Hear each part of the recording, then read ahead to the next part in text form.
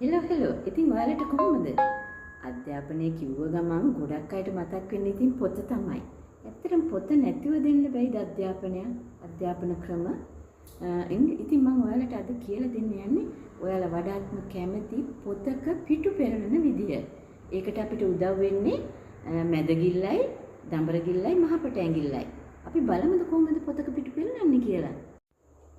ඉතින් මැදගිල්ලයි දඹරගිල්ලයි අපි පොතට මෙහෙම යටින් පිටුවට දානවා. මහපට ඇඟිල්ල පොතේ උඩ තියනවා. ඉතින් වමේ ඉඳලා දකුණට මෙහෙම එනවා, ආයෙ දකුණේ ඉඳලා පල්ලෙහාට එනවා මේ විදිහට. ඔන්න ආයෙත් බලාගන්න තව පිටුවක් පෙරලනවා. මේ ඇඟිලි දෙක දැම්ම පිටුවේ ඇතුළට මහපට ඇඟිල්ල උඩින් තියාගත්තා. වමේ ඉඳලා දකුණට ආවා. දකුණෙන් ආයෙ පල්ලෙහාට ආවා. නේ. ආයෙත් මෙහෙම තියාගත්තා. මේ විදිහට තමයි පොතක පිටු පෙරලන්නේ. අපි හැම වෙලාවෙම වමේ ඉඳලා දකුණට තමයි පොත්වල වැඩ කරන්නේ. අපි ලියන්නේ වමේ ඉඳලා දකුණට, අපි කියවන්නේ වමේ ඉඳලා දකුණට.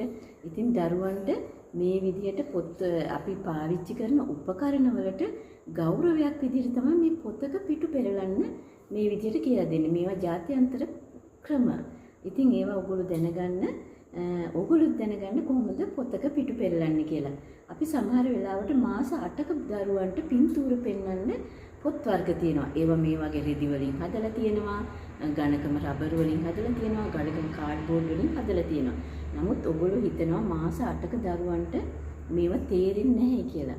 නමුත් නෑ, මාස 8ක දරුවෝ වුණත් මේවා බලලා ඒගොල්ලෝ මනසේ තැම්පත් කරගන්නවා. ඒගොල්ලන්ට අවශ්‍ය කාලෙට ඒගොල්ලෝ ප්‍රයෝජන ගන්නවා. ඒ පොත් තුනත් අපි මේ විදිහට තමයි පෙරලන්නේ.